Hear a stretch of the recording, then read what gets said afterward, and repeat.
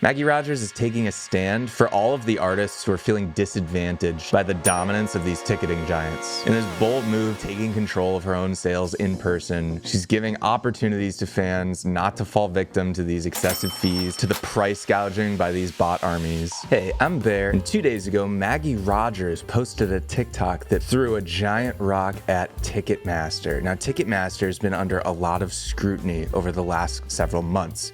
There was the huge controversy over Taylor Swift's new tour, where they kept promising Taylor, we're going to be able to handle the demand, we're going to be able to handle the demand. There were lots of bugs, there were lots of issues, the site was crashing, they were unable to keep up with the demand. Now, Ticketmaster has been dealing with a big bot problem. Scalpers will use bots to buy up tickets and resell them for a much higher price than what the artists are selling them for, meaning that a lot of this extra profit is going into the hands of scalpers and bot makers instead of artists, and that's coming out of consumers and fans' pockets. Ticketmaster's tried a few different things to get around this bot problem. They've been doing these fan priority, free wait list queues that you have to wait in with all kinds of captchas to try to get around this bot problem. But they haven't been very successful because when they try to do all these strategies, it ends up not working, it ends up crashing. Lots of tickets are still being resold at huge markups. And in addition to all of it, Ticketmaster's charging crazy fees. So what does Maggie Rogers have to do with all of this? Well, on Thursday, she posted this TikTok. Come buy a concert ticket like it's 1965. Pre-sale starts tomorrow and we're doing things a little bit differently this time. There's been a lot of conversation about how intense ticketing fees are and how insane bot activity is, how tough it is to just get tickets into the hands of fans. A lot of people, including me, are frustrated and concerned. We're going old school.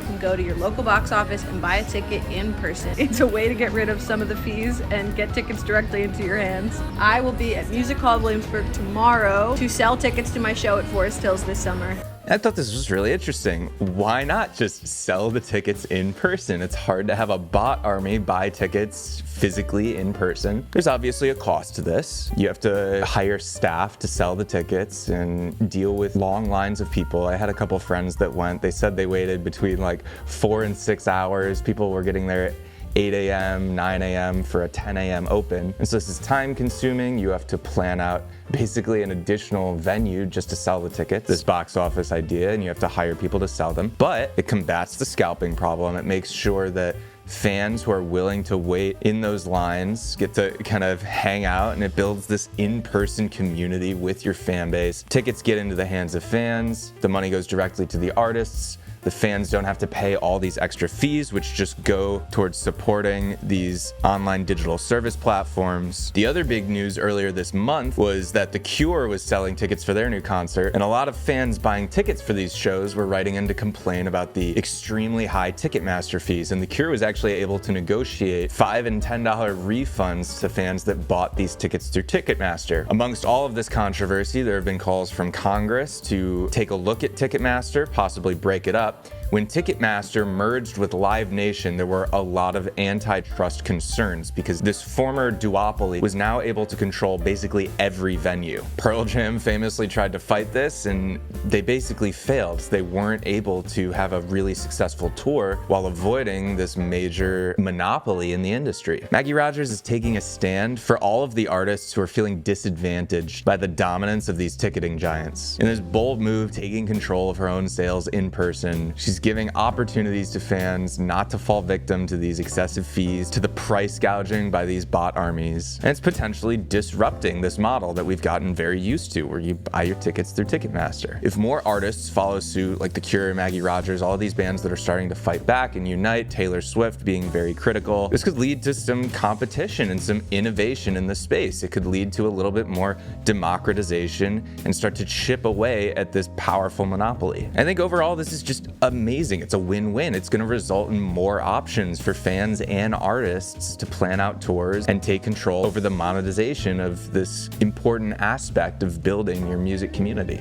Now, some other news in the industry this week, there was this tweet from Diddy that he was reportedly paying $5,000 a day to Sting for sampling one of his songs in Diddy's hit song, I'll Be Missing You, without asking for permission. This was big news on April 5th, but on April 7th, Diddy clarified that he doesn't actually pay Sting $5,000 a day, which, if you do the math, is almost $2 million a year. And he was just joking. They're actually very good friends now, all love. Just a fun little potential drama there could have been. And also a reminder of just how much money you can make if you have a hit song. That hit song is gonna generate money on its own, but also the ability to get sampled in 20 years, like Jack Harlow sampling Fergie, you're gonna just keep getting this cascading revenue through the future. And that's why it's so important to focus on hooks, focus on songwriting, focus on good songs, because these dividends are exponential. And it just shows if the song succeeded once, it's probably a good song. All of the ideas from that can succeed again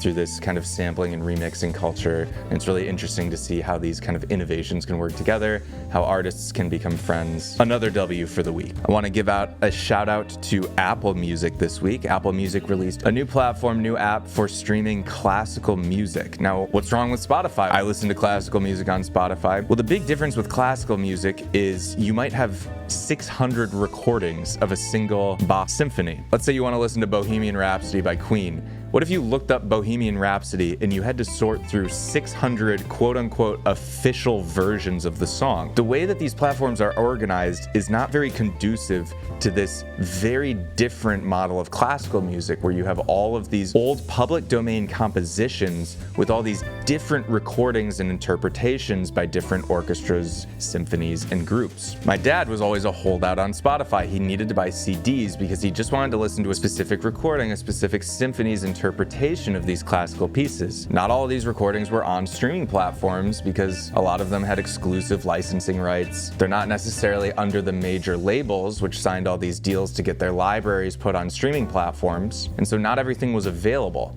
And to quote my dad, he said he was floored by it. He never has to buy music again. So that's just another W, win for classical music fans. And finally, let's talk about some music that came out this week. On Friday, I just want to give a shout out. I have 4 roses of the week, 2 albums and 2 singles. My 2 album roses of the week are the Yeji album With a Hammer. A lot of really interesting kind of hyperpop adjacent sound design. First heard of her through her collaborations with Charlie XCX, and if you're a fan of Charlie, I think you're also gonna really like this Yeji album. There's a lot of really great vocals, great beats, great album. Album shout out number 2, not in any particular order, the Daniel Caesar album. Another classic kind of release from him. If you like his stuff in general, I think you'll like this album. I appreciate his artistic output over the last few years, where he's really been putting out a lot of music.